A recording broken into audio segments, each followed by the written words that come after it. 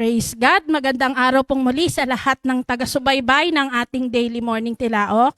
Ako po Sister Janet Baba ng TSCCFI at muli pong nag-iimbita sa inyo na sama-sama po tayong mag-aral ng salita ng ating Panginoong Diyos.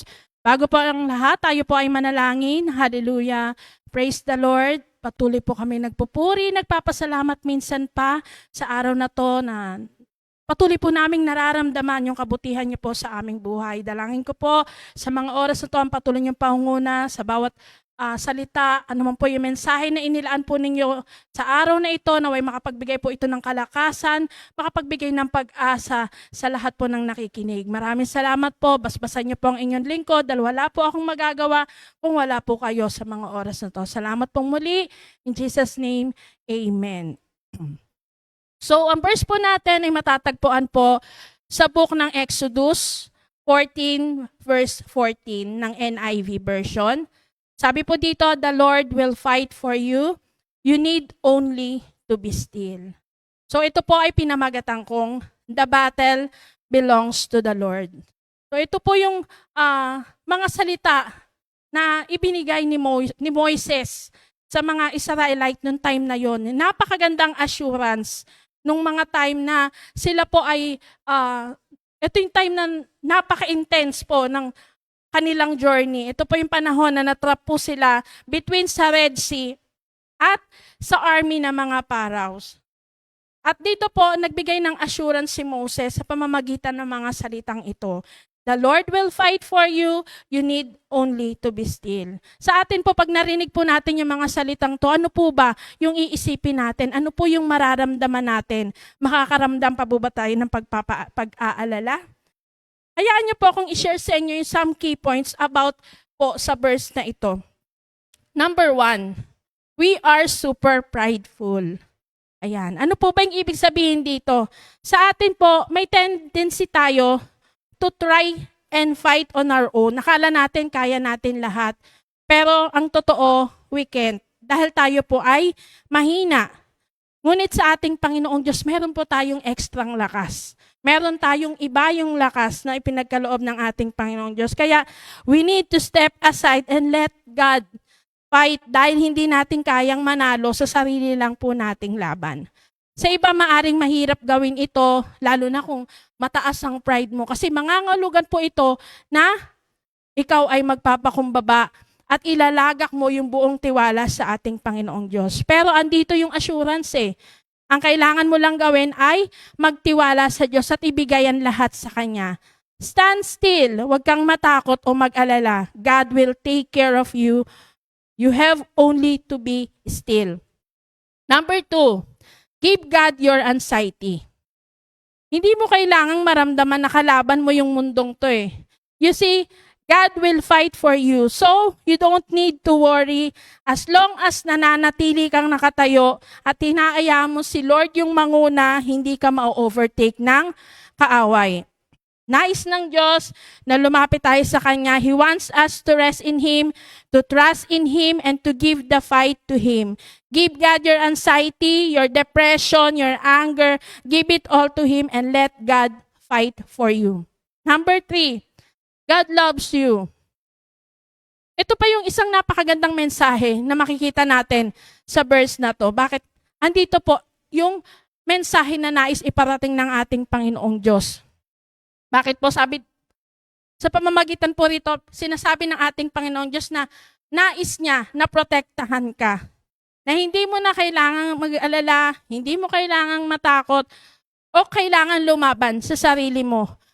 God will never forsake any of us and He will always be by our side. So kung nararamdaman mo na gumuguho yung mundo o yung paligid mo, then take a moment and be still. Let God take care of everything kahit tingin mo imposible. Bawat struggle, bawat temptation, frustration, and disappointment, ibigay mo lang yan sa ating Panginoong Diyos at siya na yung magpapanalo ng laban mo. He will fight for you. All you need to do is to keep still. At sa ating conclusion po, may mga pagkakataon na dumarating sa ating buhay na pakiramdam mo hopeless na, dead end. Nag-overwhelm ka na sa situation at natitempt ka na mag-doubt kay Lord. Alalahanin po natin, sa verse po na ito, nagbigay ng assurance ng ating Panginoong Diyos that God will fight our battles. Hindi na natin kailangang mabalisa or ma-discourage kapag may mga pagsubok na dumating sa ating buhay. He has promised to take care of us. Sinabi po yan sa Philippians 4:19, napupunan ng ating Panginoong Diyos ang bawat pangangailangan natin.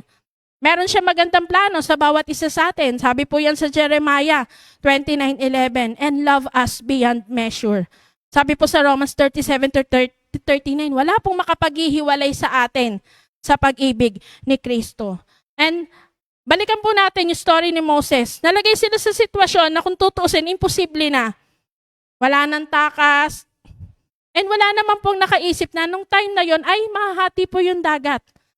But Moses gave them assurance na the Lord will fight for you. You need only to be still. At dahil nais ng Diyos na ituro sa kanila na siya yung ating deliverer at kaligtasan, yung laban between Egyptians and the Israelites, nagkaroon po ng twist. Yung battle ay naging between the Egyptians and the Lord. Alam nila na incapable sila na makatakas sa sitwasyon on their own. Si Lord yung gumawa on their behalf. He provide the way para maka-escape sila. Kaya kapag ang isang mananampalataya ay naniwala sa salita ng ating Panginoong Diyos, matututunan niya na walang mabigat o malaking problema ang hindi kayang i-handle ng ating Panginoong Diyos. Be still. Hindi naman nangangahulugan na wala kang gagawin, kundi ilalagak mo ang iyong tiwala at pananampalataya kay Lord na siyang magliligtas sa iyo. It's about ceasing from fear and anxiety and resting in the knowledge that God is in control. And lastly po, kung sa tingin natin nasa dead end na tayo, imbis na magpanik o makipaglaban ka sa battle mo on your own, bakit hindi ka muna mag-pause, pray, and trust that God is managing the unseen circumstances? Alalahanin natin that the battle belongs to the Lord. The Lord will fight for you. You need only to be still. Kaya, natin po, patuloy lang po tayong kumapit sa ating Panginoong Diyos at hindi po tayo matatalo sa bawat laban natin. Prayer focus po natin sa araw na ito. Pray to have faith, remain steadfast, and trust God's timing in every situation. Prayer for the country and elected officials. Pray that God's hand of protection will remain over our nation, bringing unity and peace. Let's pray po. Hallelujah. Hallelujah, Jesus. Patuloy ang pagpupuri at pagpapasalamat. Tunay nga po na napakabuti niyo po sa bawat isa sa amin. Na sa bawat circumstansya ng aming buhay, bawat struggle, bawat temptation, bawat frustration, hindi niyo po kami iniiwanan. Ang kailangan lang po namin gawin is ilagak ang aming pagtitiwala po sa inyo. At alam po namin na mananalo po kami sa bawat battle na kinakaharap po namin. At dalangin din po namin na sa buhay na binibigyan niyo po ng katagumpayan, ito rin po yung maging testimony namin sa iba na makapagbigay din po kami ng encouragement, ng kalakasan na sa mga tao na nawawala ng pag-asa, na makita rin po nila na anong pong battle na pinagdadaanan nila, wala po sila ibang pwedeng gawin kundi ilagak ang kanilang tiwala sa inyo. Kaya, Lord, gamitin niyo lang po ang bawat isa sa amin na maging instrumento upang, Lord, may mga tao pa rin po kami na mailapit po sa inyo. We pray pa rin sa aming country, sa lahat po ng leaders ng aming bansa na patuloy, anuman po yung batas na kanilang pinapatupad, naway ito po'y pangunahan ng inyong mga salita. Isipin po nila yung kapakanan ng mga tao at hindi po ng mga sariling kanaisan lamang. At patuloy, ibigay niyo po yung favor sa inyong mga anak. Makita patuloy na ma-improve pa rin po yung power niyo na kumikilos sa buhay ng inyong mga anak. Maraming salamat po at dalangin namin na patuloy kayo pong magbigay ng kalakasan, ng katatagan sa bawat anak po ninyo na dumadaan sa iba't ibang sirkumstansya ng buhay. Kaya Lord, kiniklaim ko ang katagumpayan. Maraming salamat po in Jesus' name. Amen. Praise the Lord. Maraming salamat po at God bless po sa lahat ng nakikinig.